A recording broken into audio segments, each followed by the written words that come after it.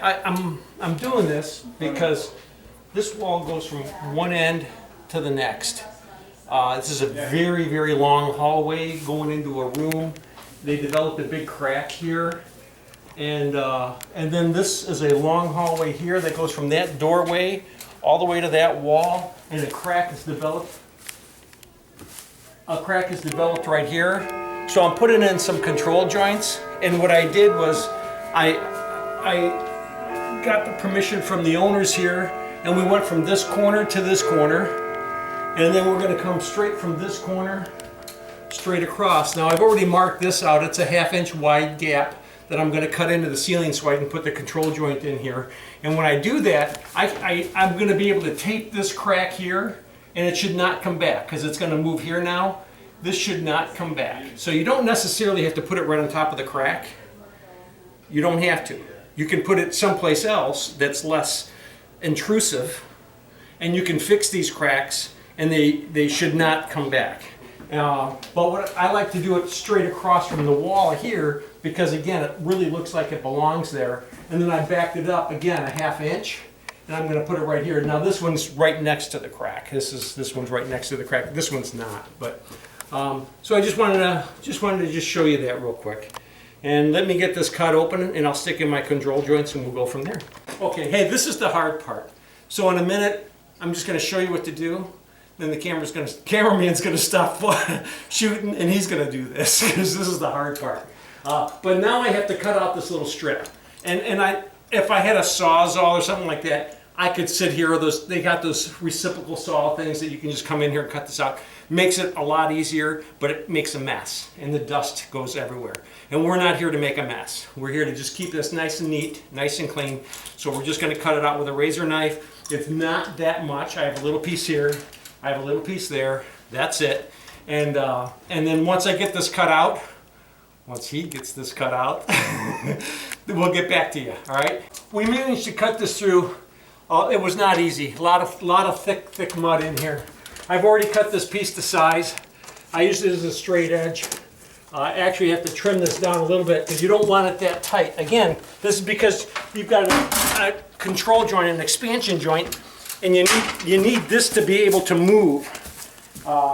So you don't want it too tight, but you want it tight enough to work. So let me just snip this off a little bit more. Hopefully I won't cut it twice, and I cut this thing twice and it's still too short. But now I'll put this back up. This is nice. I got a little bit of movement. This is really nice, and it'll work now. And all I do then is I staple it down.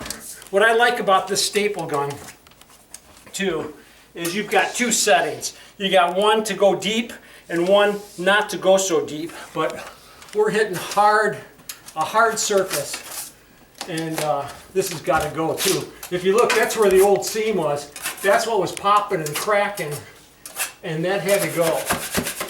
So let's take that out too. I don't need that in there. And so now let's put this in. And I like to just make sure it's nice and even, and then I'll put a couple right here in the middle. And whenever I staple this stuff down, when I put one on one side, I always put one on the other side. But I make sure this is all laying down nice and flat. This side's not going down flat for some reason. This side is. But if you have to, you can always tap these in too.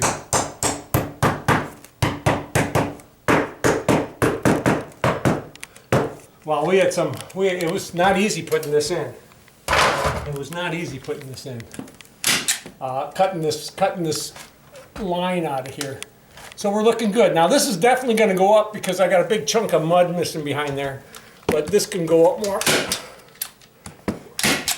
That looks good. And then I got to do this side. Like I said, whenever you do one side, you always want to do the other side. Okay, our control joints are in. Now we just have to mud them up. So We'll get back to you as soon as I have the mud mixed to mud these up. So I'm going to coat these in right now, but you remember this crack? I had this crack here, and actually it carries. I see the crack coming right across here too. So I have to retape this crack also. There's part of it there, and there's part of it there. And it's because of the distance that the ceiling carries non-stop. So I'm using the fiber fuse, and I'm going to put that right on top of these cracks here before I mud this in.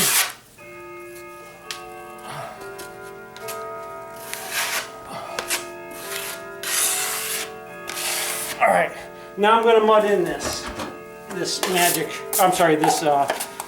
control joint. And all I do, there's a little lip right there on the side of the tearaway that I just run my knife onto, and I run this in.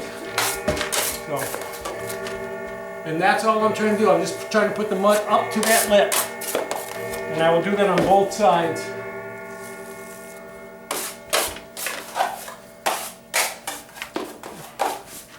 Now you can hear me. The clock stop dinging.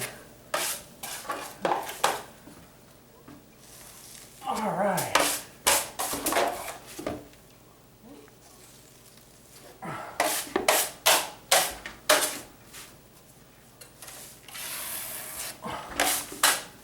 And then what I'm going to do, this is Durabond 5. This is not Durabond, this is lightweight Easy Sand 5. That's the mud I'm using right now. And I'm going to do 2 coats of this, and then 1 coat of topping on top of it. You'll see me top it and skim it, but you won't see me sanding it. I'm going to sand this tomorrow, and I won't be bringing my cameraman or the camera. I'm just going to be in and out in minutes. But unless I have other work to do, then he'll come with me, and you'll see me sand it too tomorrow. But right now, this is pretty much all I have to do today and tomorrow. Monday, I've got a big job. I got to start. Monday, I'm actually going to be working on a job it's got a grid ceiling in it, and we are going to be hanging the grid ceiling. We're going to be hanging drywall right to the grid. The owners thought he was just going to have to remove all of the grid so we can hang the drywall, and I told him no, we can just hang right to this. The wiring was good, it's heavy wires, and we're just going to hang right on top of grid ceiling on Monday. It should be kind of interesting. And then, 2 or 3 weeks from now, you can see where all the drywall fell down because the grid didn't hold it. I'm teasing, it's not going to fall down. I've hung dozens of jobs on the grid ceiling. Dozens of them. And as long as the wires are strong enough, you can hang 2 layers of 5/8 fire code on it. The grid will carry, but the wires have to be the right wires. Or a lot of times I just take a piece of the grid. And I'm gonna have to mix up more mud because I use dirty water and I didn't get 5 minutes out of this mud. So this stuff's setting up. I can get this coated, but that's about as far as I can go. I'm not getting that coated over there. But you got the idea. You see how it's gonna be, you see how it's gonna go. And so let me finish up what I'm doing now, and then we'll get back to you. I've got it taped, I've got it topped. Now I'm going to put a skim coat on it. Whenever I do stuff like this with fast setting mud, I always like to coat this twice with the fast setting mud. Takes out any of the little blisters and things that are coming through. And this is what I'm going to skim with. I'm in this house, and everything's covered, everything's really nice in here, and I don't want dust everywhere, so I use a dust control mud. I'll use my vacuum cleaner sander, and it will take care of 98% of the dust that's in here. So, but now I'm going to put a skim coat on it. Now again, I leave this little piece on here until I'm all done sanding, so I'm not taking this off yet either. This is going to stay on until it's all sanded. Then I will take this off, and then I will touch it up. But I will not tear away the tearaway piece yet. That's the very last thing. That happens tomorrow. You're not going to see me tear that off tomorrow. So I will explain a little bit how I tear it off today. When I tear this off, I get it to start and I always pull it out this direction. So it cleans the edge as I do that. So when I go to pull that off tomorrow, I'm going to be doing it that way. I'm trying to keep everything off the walls. They don't want to paint the walls in here. And so I'm just trying to keep everything off the walls too. If I get anything on the walls, I just blame somebody else. Never admit to anything, always blame somebody else. And you guys don't see it, but the homeowner's standing behind my cameraman. So, at least I'm not telling him my work looks really good in the dark. Yet. Okay. But you remember, I had that big crack here? That big crack that was coming across here? Now that's gone. From my perspective, looking at this now, from way back there, this looks really, really good. I mean, I have done these control joints hundreds and hundreds and hundreds of times. I've gone through cases of this stuff over the years. And this one's turning out really well. I don't particularly see any problem with this whatsoever.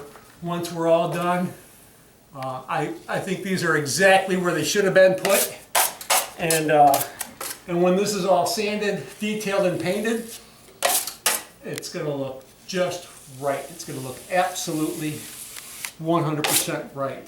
I've got some issues right there. I had some Durabond. Actually, I had some Durabond up against the side here.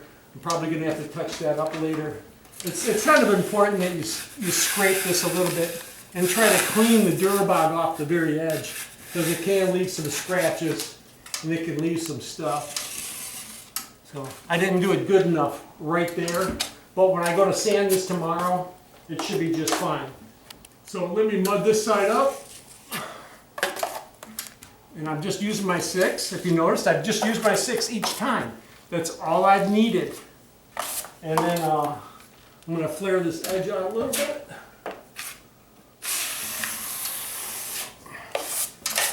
Pull it tight.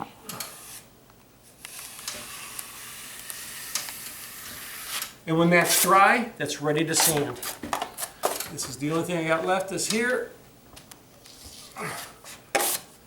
So you've watched me cut in, tape, top, and skim some control joints.